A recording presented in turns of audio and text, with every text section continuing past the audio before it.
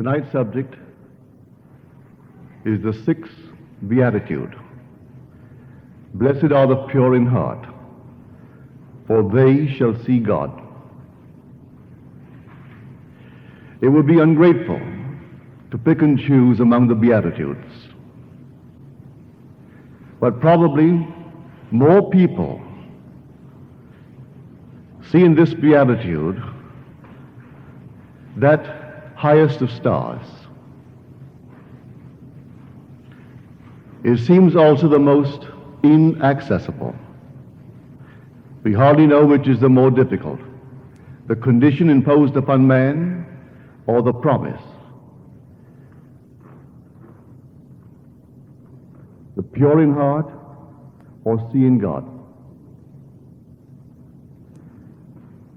Tonight I hope to show you, if you'll believe me, that regardless of what you are, regardless of what you have done, regardless of what you now plot and plan to do, you will eventually be pure in heart.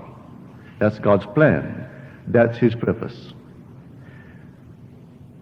The initiative for man's salvation lay wholly with God. It is not bestowed on man for anything that he's ever done. It is by grace and grace alone. So you and I need not fear concerning salvation. For to see God is to become God. For we become what we behold. And yet a condition is imposed upon man. Blessed are the pure in heart, for they shall see God. But because the initiative is all God's, you need not be concerned. He makes it, and He plots and plans the entire thing to purify the heart. And as we are told in the book of wisdom, like gold in the furnace, He has tried us and received us unto Himself as pure gold. Now may I tell you that that imagery is perfect. It's true. That's not just words of the poet. These are the inspired words, inspired by the Spirit of truth. And so when he used gold in this imagery, may I tell you, it is true. Like gold in the furnace, He has tried us and received us unto Himself as pure gold, unalloyed, unmixed with any other substance.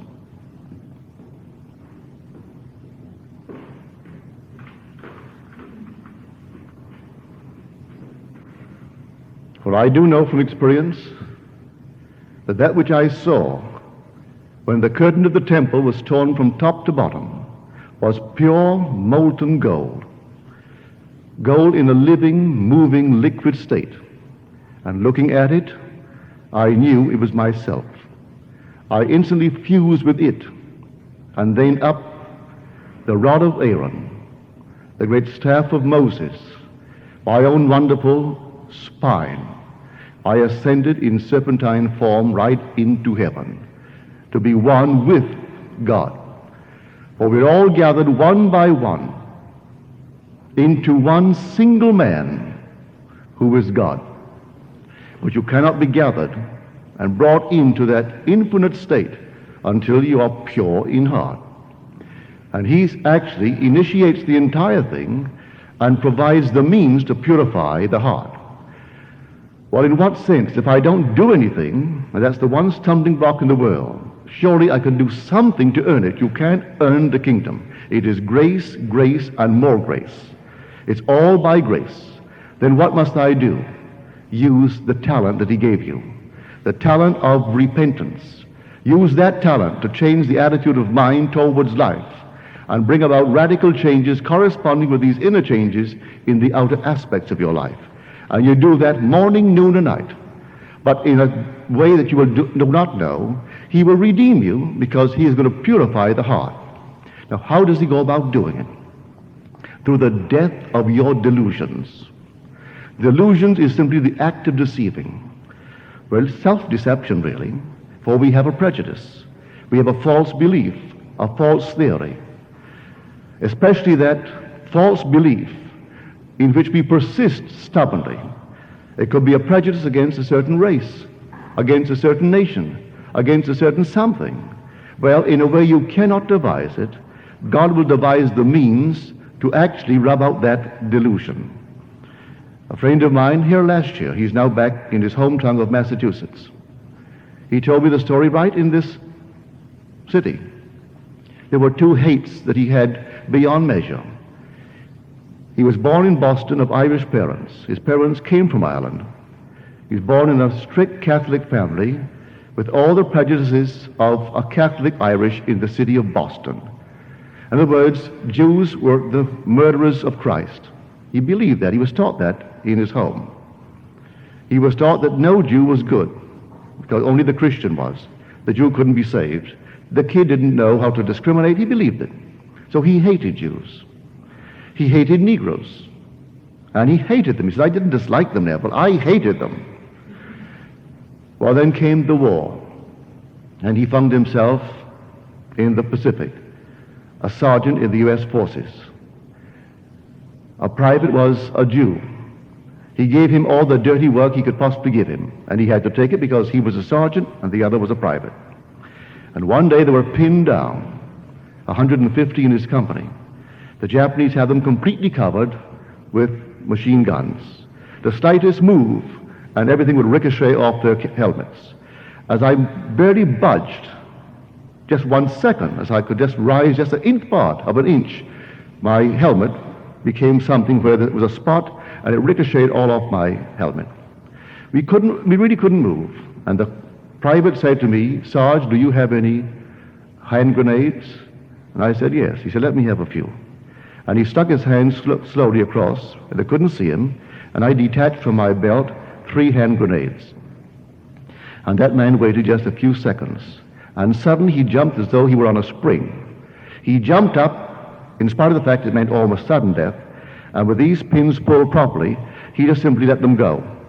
He blew to pieces the entire nest of Japanese. He was severely wounded, but he recovered. And Neville, at that very moment, I not only lost my hate, it was converted into love.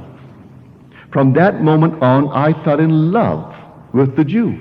Not just that man, but Jews in general. I fell in love with them. So in my little business here in the city, handling bricks and mortar and everything that a mason would use, if a Jew came, he got the job first. I was back here, I still hadn't overcome my hate of the Negro. And an accident took place where I worked, and my uniform, that is my working clothes, caught fire. I am burning. No Caucasian came to help me. And a Negro broke ranks and came forward and threw me on the ground, turned me over several times, and put that fire out with his body. He was severely burned in the act, but I was saved, and no Caucasian helped me. And at that very moment, something similar happened to me. I didn't lose the hate I had for the Negro. It was converted into love. And I loved them. And when I went out to the job, and I got a job needing workmen, the Negro came, he got the job. The Jew got the job. And I can't tell you, Neville, when I tell you, I didn't dislike them. I hated them. In my limited environment in Boston, Massachusetts, raised in the environment of a very restricted mental state. I left that home of mine, my mother's only child, hating, just thinking that if I could only hit someone, I got even with them that way. I couldn't do a thing with my tongue. I couldn't argue with them. It was always a violent reaction until this thing happened to me. So I say, man is purified by the death of his delusions. And God, and only God, can actually devise the means by which that delusion is rubbed out. How could he have devised the means to put a Jew next to him and find himself tied down by the Japanese and their fire? But God had devised the entire thing for this man's heart to be purified. So like gold in the furnace, that certainly is a furnace, I have tried them and received them unto myself as pure gold. And so what is more of a furnace than to be faced by the enemy fire with all this and be tied on the ground by the fire? So we are told in the book of Isaiah, I have tried you in the furnaces of affliction. For my own sake I do it. For how shall my name be dishonored? be profaned. For my glory I will not give to another. Well, God's glory is himself. Grace is God's gift of himself to man, to give himself to you. So there's no doubt in your mind that he actually succeeded in conveying himself and giving himself to you. You would have to be pure in heart. And he purifies you. He does it. He began the good work in you, and he brings it to completion at the day of Jesus Christ. Jesus Christ being the image of the invisible God. So when in his eye you are pure in heart, you see God, and you become what you behold. That's the story. The minute you behold him, you become him. For he's giving you himself. But he can't give it to anything but the unalloyed gold, pure gold. And I tell you, the imagery is true, absolutely true. But man has been so conditioned to believe that he has to be good by his own standard. Well, listen to these words in the 16th chapter of the book of Proverbs. All the ways of man are pure in his own eyes, but God weighs the spirit. No two have the same code, and so man thinks in his own code, but he is perfect, he is pure. I was told this week that some preacher here in the town, in this city, last week someone attended his meeting, and he got up before his audience and he said, I thank God every day that I have never smoked in my life. I thank God every day that I've never had a drink in my life. I thank God every day, and he goes through a list of things of which he's most grateful that he hasn't done. Well, I have news for him. He's going to do every one he hasn't done. Everything he hasn't done, of which he's so proud, he is going to do, that he may not condemn it in another. For we are moving towards the last cry on the cross, Father, forgive them. They know not what they do. Until you've done all, you can't forgive all. But don't go out and seek to do it. You're going to do it. Let me share with you my own prejudice. I thought one would be redeemed by not doing things. I fell upon a peculiar concept of life. I will not mention the name. It may offend a few who may now be interested in it. But I was looking for the truth. Disillusioned, as a young man, disillusioned in marriage. I fell into marriage at the age of 18, a father at 19, separated at 19, and all disillusioned. So I thought, well, marriage is not for me. So I took a vow at this age of 19, of all the things in the world, when nature is running rampant all through your body and you're taking a pledge of celibacy. Having actually experienced fatherhood, and you've taken the vow of that nature, which I did. Well, the vow of not smoking, that was no vow. I never did smoke. I can't enjoy it. I've tried, but I can't enjoy it. Drinking, well, prohibition was on in this country, therefore that's no vow, because first of all, I couldn't afford it. And so, not to drink, that was no problem. But not eating meat, that was a problem. I enjoy meat. And so I took a strict vegetarian vow. No meat of any kind whatsoever. Only an egg. Not even in soups would I take a beef stock. And of course, all these things I did. For 7 years, I was doing nothing. My old friend Abdullah, who would live fully in this world, he said to me one day, you know, Neville, you are so good. You are good for nothing, but absolutely nothing. And then he began to teach me this law, this principle, by which you realize your dreams by living in your dreams. And when he proved it to me beyond all doubt, because I had nothing, and he told me to live as though I were in Barbados. And in no time flat, within a month, a request came with the means to make it possible to go to Barbados after being absent for 12 years. And so I knew exactly the power of the old man and how he really understood the mechanism of imagining. So he said to me when I left, he said, Neville, you will die, but not truly die, but you will die before you return to America. He spoke in such a strange way. He had enlarged meanings for the word death, enlarged meanings for every word for that matter. So he said, you're going to die before you come back here, meaning I would die to all of my delusions. Well, I went to Barbados and spent 3 months. Came back on a ship that took 10 days from Barbados to New York City, stopping at all the islands, moving north. And do you know, between Barbados and New York, that 10-day voyage, I did everything I hadn't done in 7 years. Everything. And I can't tell you to this day how it happened. I only know when they put the fish at the table, a fish course, I ate it. And then some man at the table said, what about a nice little wine with the next course? All right, they brought on the meat, he served the wine, I ate and drank the wine. Ate the meat and drank the wine. After the dinner, he offered a cigarette. Well, I tried it too. But I did everything from Barbados to New York and all of my delusions. Who could have plotted it better than God? And so you die to delusion. So I say to this preacher, whoever he is, that he will be confronted in a way he cannot even resist it. He'll do everything in this world that he now condemns. For what a man is condemning, he moves towards, he fulfills. But God is purifying the heart in this way. And eventually, it's so completely purified, he can reveal the gold. He's bringing it into a molten state. And then the curtain is torn from top to bottom. You behold it, it is gold. It's molten. And you know it's yourself as you look at it. And then one with it, you move up into heaven. So of all the Beatitudes, and they're all great, these are I call them the high watchtower.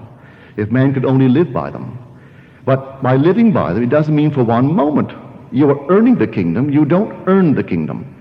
And that is my one great surprise. Every time I leave L.A., or leave any place for that matter, leave New York or leave here, when I return and inquire, well, where is so-and-so? Oh, she's just fallen madly in love with a certain ism. And of course now she's not eating meat and she's not doing so-and-so again. And you thought you got over. You thought you got over that it's not what they do, it's what God is doing.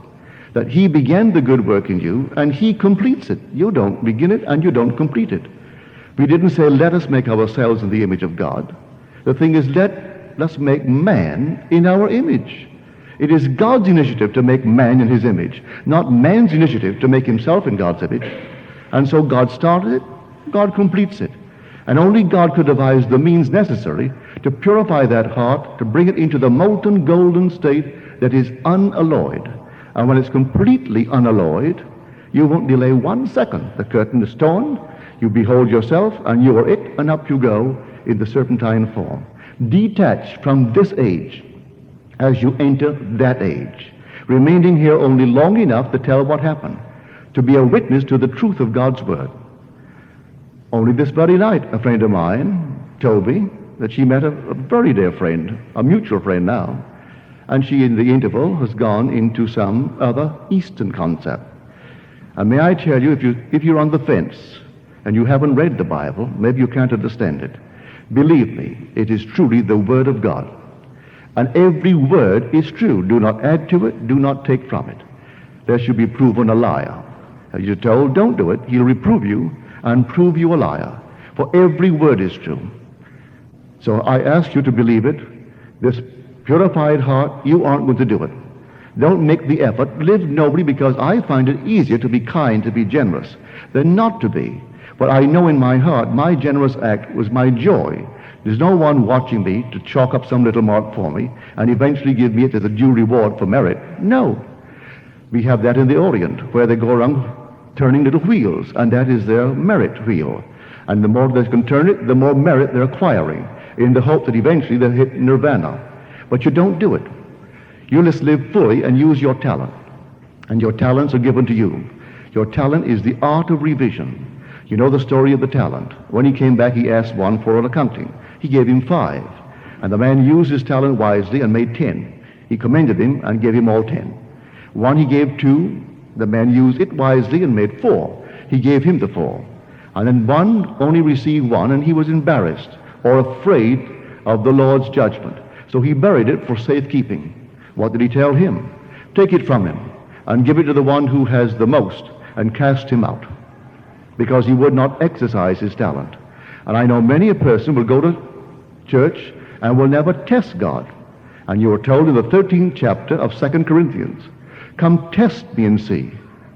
Actually test me. The invitation is to test him. Do you not realize that Jesus Christ is in you? Unless, of course, you fail to meet the test. And you're invited to test him and see. Well, if I don't test him because I'm afraid it may not work, then I will lose confidence in God. You test him whether you lose confidence or not. If tonight you want something and it's a noble thing, all right, test him.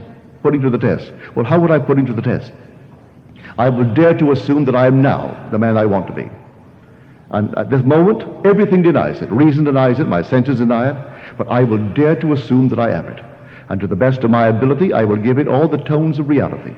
I will try to catch the feeling of the wish fulfilled, and then look mentally at my world to get a reflection of the reality of what I'm doing. Well, now I'll test him. Now you project that thing on the screen of space and let the whole vast world see with me the reality of what I'm doing. For they can't see the invisible reality. They want a concrete, objective form to believe in it. So do I. So I will believe now in the unseen reality. Well, that's not enough. You objectify it for me and make it concrete that I may share it with the whole vast world. So you test them. Whether it be in romance, whether it be in money, whether it be in position, socially, anything in this world. If there's one door barred to you now, and that's your urge to test him, to prove that you are welcome in such a place, you test him. Dare to assume that you are an invited member. You're invited to join. Not you're breaking through the door, you're invited as someone that is honored by that invitation. Then assume that you are a part of that setup, and let it come. May I tell you will come? I'm speaking from experience, because door after door in my limited state were all closed to me. They aren't closed anymore. I'm not a member of the clubs, but I have access through members to almost every club that I've gone into this country. In New York City, the exclusive clubs, I have some friend who is a member. He invariably will say, Neville, have lunch with me, have dinner with me, or have cocktails with me in these areas. I don't join. I'm not a joiner of any club in this world. But they aren't barred to me. At one time in my life, I would not even begin to dream I could ever, getting there, say, as a busboy. You don't go in a busboy anymore. You're going as an honored guest of someone who is a member of the place.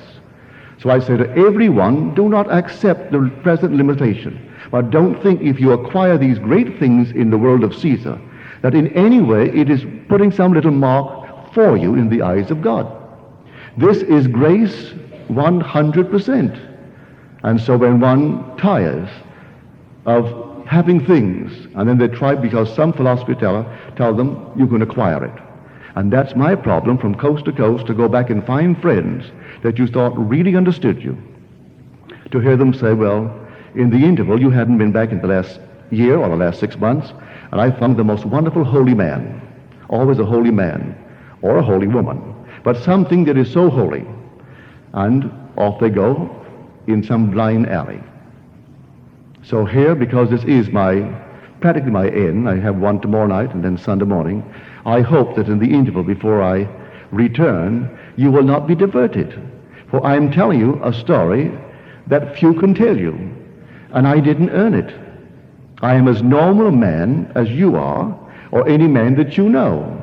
With all the weaknesses of the flesh, I still have them. And yet in spite of that, he gave it to me.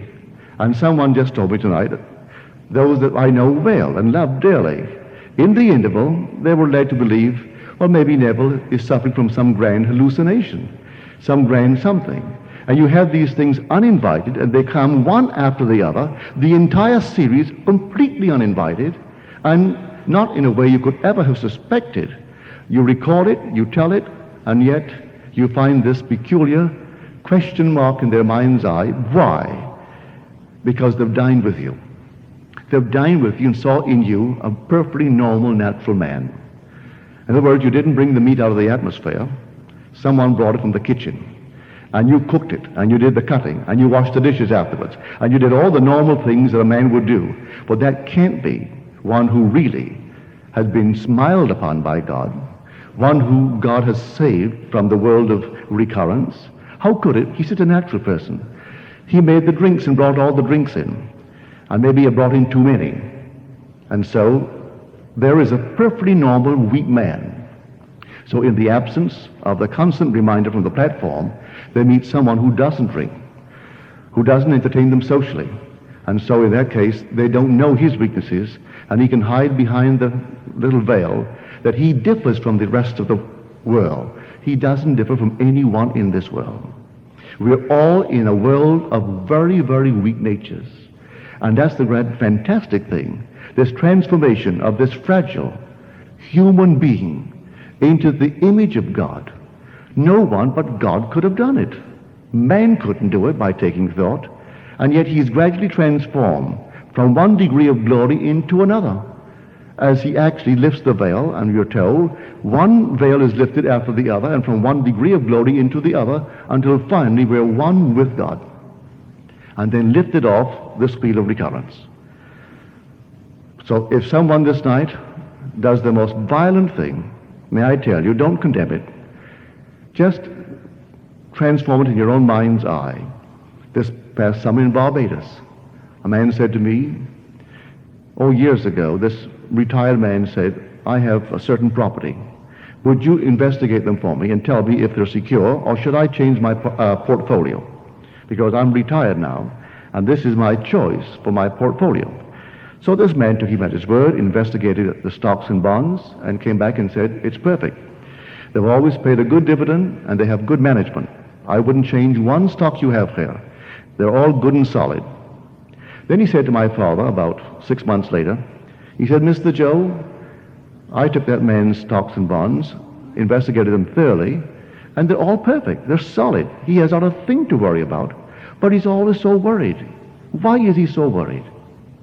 My father said, he has much to worry about. He said, what is it, Mr. Joe? He said, he's worried how he came by them. All right, so the man played a part that you and I wouldn't want to play. But that's all right. My father didn't condemn him. He said he's worried because he has another code and he fell short of his code. In little Barbados in the old days, it was really a hang-up for pirates, really. Even in my lifetime, I would call them pirates because this man ran.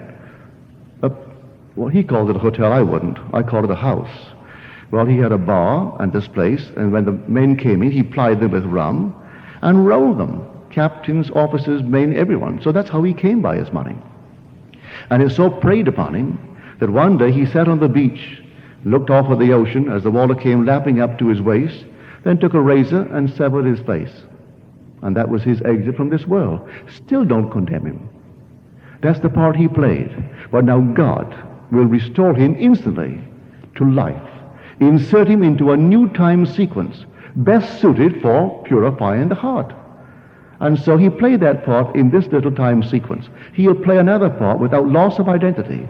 He'll be the same I, the same consciousness, in a new series, and then a new purification. And the day will come, that one who severed his own face because he couldn't live with his memory of what he did to others to gain Caesar's dollar, will tomorrow be just as pure as the gold that God is seeking.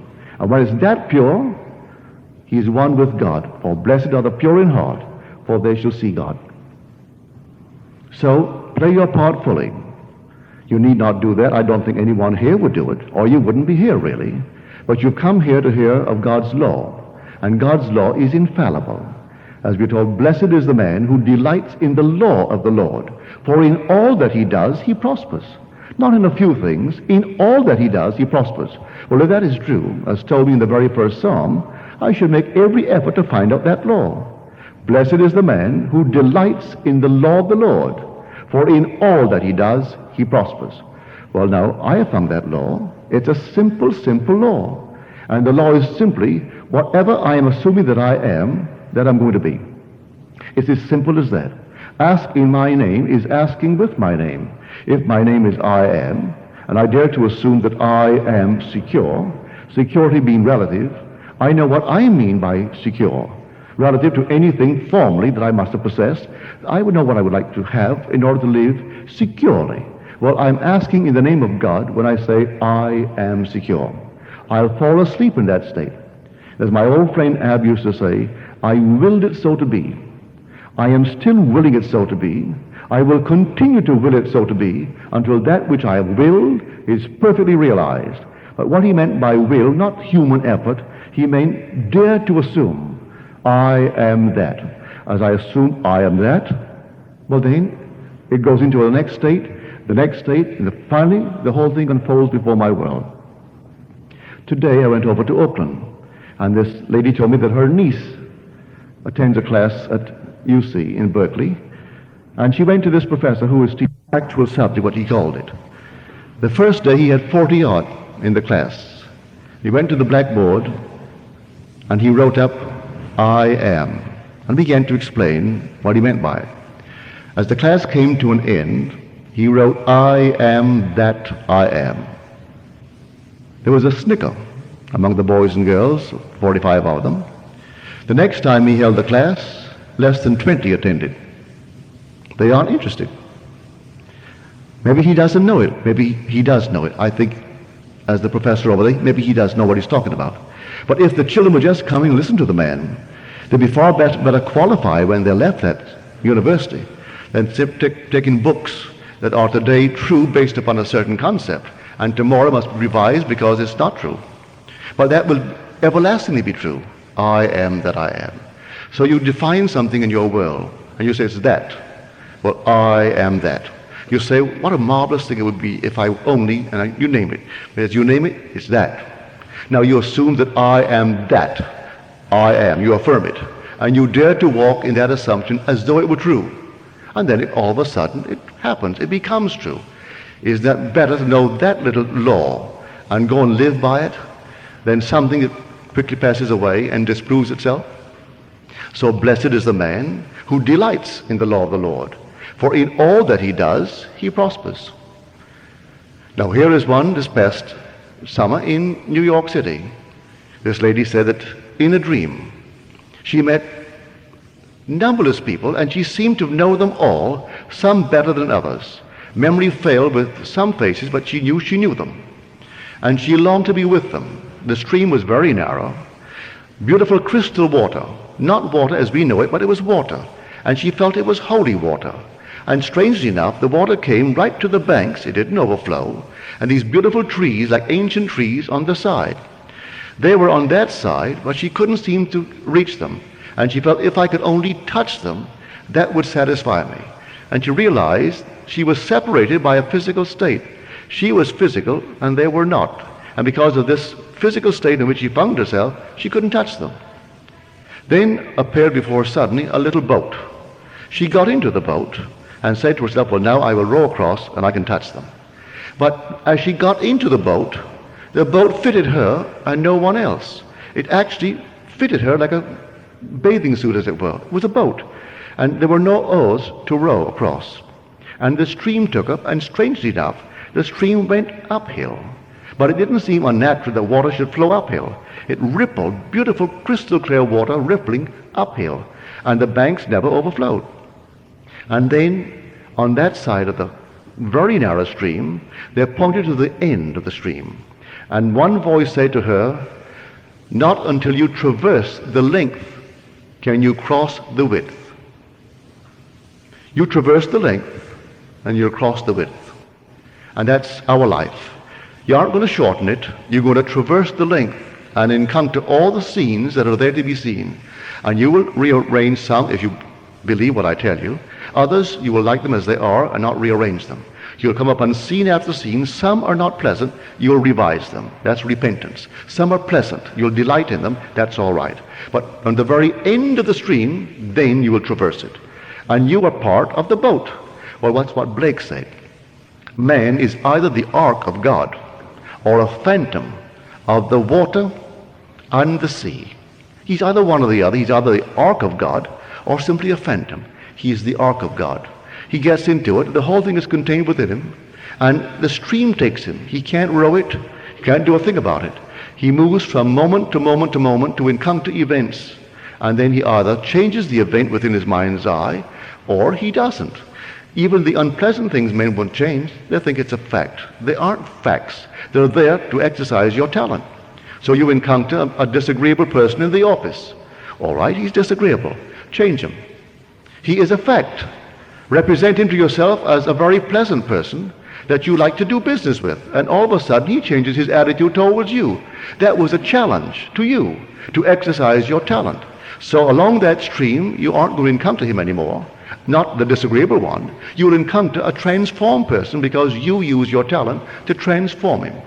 So that everyone, from morning to night, as the poet said, does the road wind uphill all the way? Yes, to the very end. Does the journey take the whole long day? Yes, from morn till night, my friend. So until you get to the very end, you can't get across the little width. And the width is so narrow.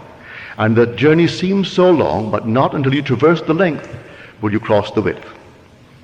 And here I do hope that in the short interval I've been here, that I've convinced you that this story is true, that Christianity is truly God's word, God's plan, and his purpose for every child born of woman, that you will not be diverted and think, well, now, if I were more holy, maybe it would come sooner.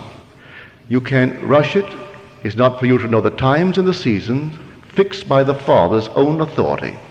Just wait for the promise of the Father, and it will come, and the promise is a gift of himself to you, where you know beyond all doubt you are God the Father. You're not just a little puppet, you're God the Father, because he gives himself to you.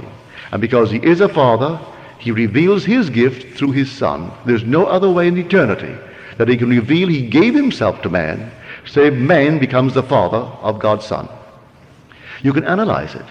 If I say you and I are one, and I tell you I have a son, and you have no knowledge of being the father of my son, you are not conscious of the fact that we are one. But if I have a son, and you are conscious of the fact that you are his father, are we not one? Well, here is a son. You go back and read it. Read that second Psalm of David. Thou art my son. Today I have begotten thee. That's established forever. Well, when you read it, you will say this is 1964, and that was written 1000 BC. So it's not related to me. Well, maybe God is the father of David. You may say as you read the words, if they are inspired words, and suddenly it happens to you, well, then you know God gave himself to you. For you always believed that was his anointed son, his Messiah. And then one day, that same son calls you Father. If he calls you Father, he tells you you're God the Father. It seems too good to be true. That's why, undoubtedly, my close friends that I entertain socially cannot believe, because of the weaknesses they see in the man who is their host, could have that grace smile upon him. How could he be the father of God's only begotten Son when the man has all the weaknesses of the flesh? And so that's the grand test for everyone, really. But to comfort you, go and read the 7th chapter of John. They said, if you really do these works, if you really are the one that you say you are, then show yourself. For even his brothers did not believe in him. And then one say, but we know this man. We know where he comes from. We know his parents. We know his brothers. We know his sisters. And when Christ appears, no one will know where he comes from. How then can he say that he and the Father, who is God, are one? And he said to them, your time is always here. My time has not yet come. Well, who understood him? Your time is always here. It's a wheel. It's always here. My time, speaking of the age to be, that age of which he had tasted, of the power of that age, has not yet come. I have tasted of it, and the events have started unfolding within me, so my time has not yet. He repeats it now, and when he repeats it the second time, he adds the word fully. The first time he said, my time has not yet come. When he repeats it, my time has not yet fully come. It has come, but not yet fully come. And so my divine inheritance cannot become actual, or is at least not fully realized in me, so long as I'm still wearing a body of flesh and blood. So it has not fully come, although it has come. It has come, only marking a few more moments for my departure. So he said at the very end, the time for my departure has come. I have fought the good fight. I have finished the race. I have kept the faith. And henceforth is laid up for me a crown of righteousness. So he knows this is the last time. That was Paul's letters. And he's writing to his friend he called my son, Timothy. And the time for my departure has come. But still he is talking to Timothy. He's talking to the others, but he knows the time for his departure has come. He also knows the fight that was his. I have fought the good fight. It has been a battle, these afflictions. But he said, I have kept the faith. And the race, as far as he is concerned, the race is over. I have finished the race. And so he didn't go back on the vision. I ask you not to go back on the vision that I have shared with you, because I'm telling you every word is true. I have not embellished it. I haven't taken from it to make it more palatable. I haven't added to it to exaggerate. I told it just as it happened to me. And that is true Christianity. In spite of what the priesthoods of the world will tell you, that he came 2,000 years ago in a unique, strange way to a woman who knew not a man. You are that woman. If you know Scripture, you are the bride of the Lord. Therefore you are the woman. For your Maker is your husband. The Lord of hosts is his name. If my Maker is my husband, I must be his bride. And therefore I, though male, I am his emanation. And yet his bride till the sleep of death is over. So I am his bride, though male. You, though male, you are his bride. Female, you are his bride, though you have a husband at home. And you may be the mother of many children in this world of Caesar. But you are the bride of the Lord. And he is your Maker.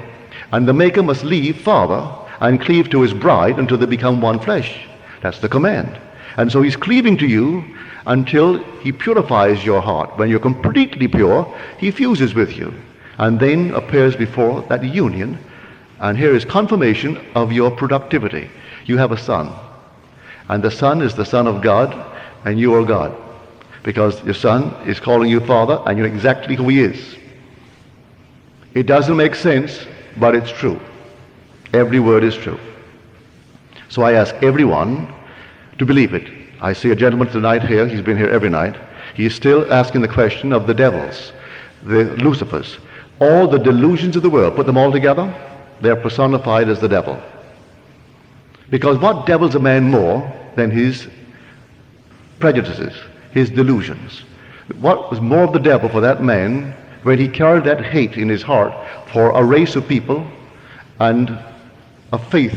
Because the Jew, although they call themselves a race, you can be a Jew and be born in China, born in India, born in darkest Africa, born in any part of the world, and not look like an Oriental Jew.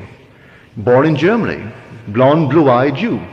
So it's a faith, the faith of Abraham, in the fulfillment of Christianity. So I say to him, the devil of Scripture is simply the complete personification of all the delusions that one day God in his infinite mercy will burn away from us, testing us in these furnaces of experience. And when we are tested and they're all burned from us, then we are reduced to pure, pure gold. And the imagery is perfect, for that's exactly what you see. Now you have no more delusions. No one can persuade you that because of the pigment of your skin that you are better than, or because that you speak a certain tongue that you're better than those who speak what to you would be a foreign tongue. Like I said to my friend who just graduated, he has his PhD now from UCLA in ethnic music. Well, he began to describe to a friend of mine what he meant. And the friend was all carried away. He is a professor of ethnic music. And then my friend who has the PhD had to explain to him, do you know that our music here is ethnic? If you were in the Orient and you spoke of the American music, that's ethnic. You speak now of the Thai music, well, to us, that's ethnic music. And so he was completely stunned with this use of the word, which is only, well, where are you living? But that's ethnic. You have your own ethnic music. We have ours. And here in this fabulous thing of ours, we have one book that never, never grows old. Yes, a word will change its meaning, and tomorrow's scholar will try to find the meaning that the author originally had and bring it back with a new printing, a new edition. But he tries to keep the meaning, the original meaning, and the book is everlastingly new. There's no need for another Bible. We have the Bible. So there's no need for another teacher. You have the Bible. No need for another God. You have the Bible. No need to go elsewhere. You have the Bible. And the Bible is all about you. In the role of the book, it is all about you. Every word is written about you individually. And the promise is all to you. And so when your heart is purified, not by your efforts, but by God in you, which is the one who actually became you, he purifies you, as it's pure, like pure gold, that very moment you will ascend. And after you've ascended, waiting for that final departure from here, you still can't look into the mirror and call yourself any different. You still love, you still enjoy company, you still enjoy the things of Caesar. All the things of Caesar while you're wearing the garment which attaches you to the world of Caesar.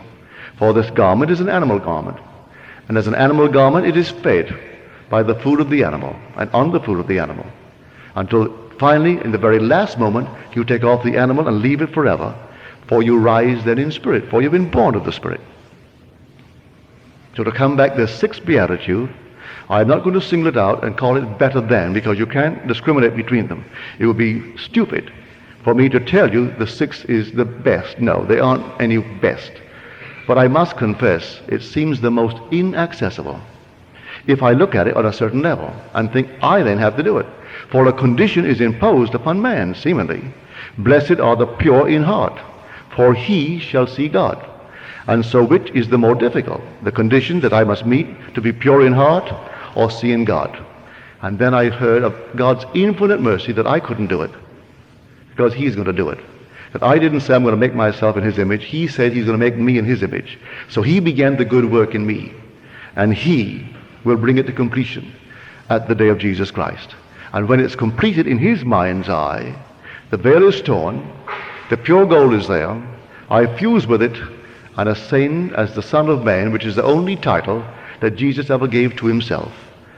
Others called him Lord, others called him Savior, others called him other names, but he called himself Son of Man. And so the Son of Man will ascend as pure gold in the form of the serpent right up into heaven, one with God. Now, are there any questions, please?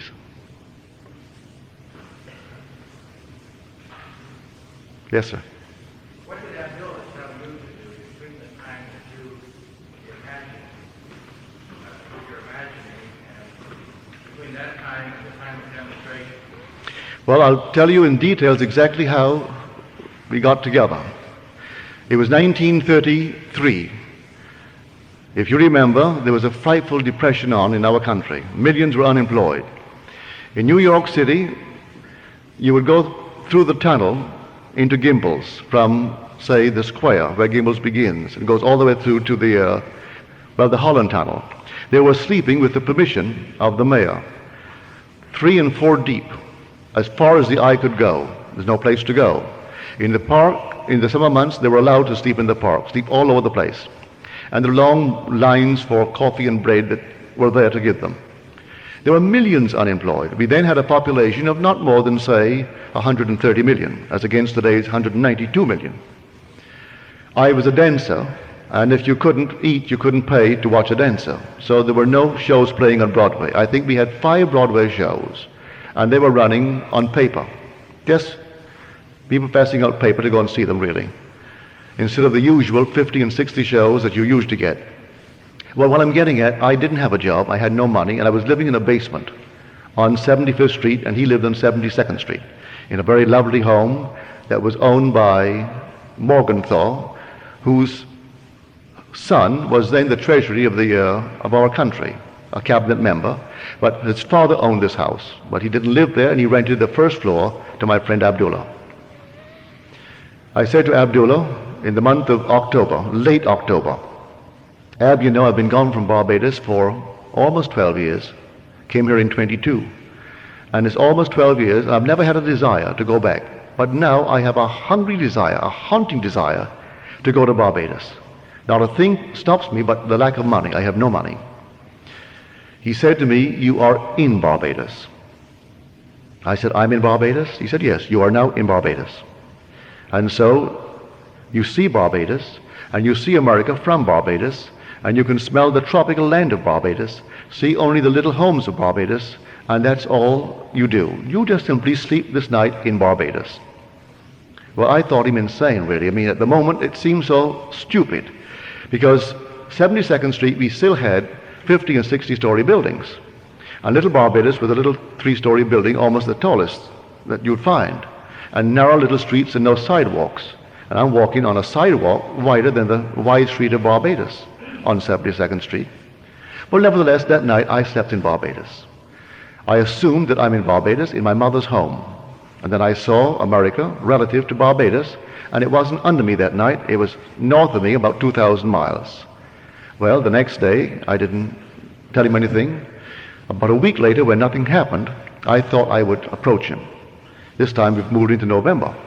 I said, you know, Ab, there is not a thing has happened. He wouldn't discuss it with me. He turned his back on me and went into his little library and slammed the door. About 3 times I tried to open up the discussion with my friend Ab between that moment when I first talked to him and the end. He would never discuss it. On the basis, how can he discuss with me how I am going to Barbados when I am already in Barbados? That's stupid to discuss how I'm going to go when I am in Barbados. And if I am faithful to my assumption, I can't discuss the how. I am already there. Well, this went on. On the morning of the 4th day of December, there's no job, no place to go, and the last boat that will get me there, my Christmas, is going to sail on the 6th. Under my door is a little letter from my brother Victor. And he said, as a family, we were never around the table at Christmas together. That Cecil, that is my oldest brother, he left home before the last was born. Because we have a large family, there's an interval of 8 years between my sister, Daphne, who was the 8th child, and then my brother, Joe. Well, in that interval, my brother Cecil went off to Demerara. So, never as a family were we ever together at Christmas. So in the letter, he justifies why he's asked me to come. He said, I know you don't have a job, and there's no excuse for not coming. And so I'm enclosing a draft for $50. You may need a shirt, a pair of shoes, socks, or something. And I've notified the Furnace Whitty line that you will come for a ticket. So the ticket is waiting for you at the Furnace line. Well, I was so excited, I rushed on down to the Furnace line, and I gave them my letter. They said, yes, we have a message here from your family in Barbados. We'll give you a ticket, but we haven't any first-class tickets left. You can go third class and use the facilities of the first, but you have to sleep third class until you hit the island of St. Thomas.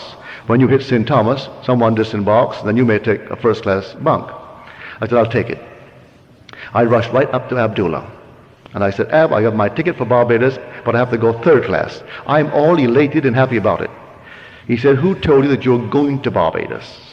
And who told you that you went to Barbados third class? You went to Barbados and you went first class. Would say no more. He isn't even happy that I'm going to Barbados now.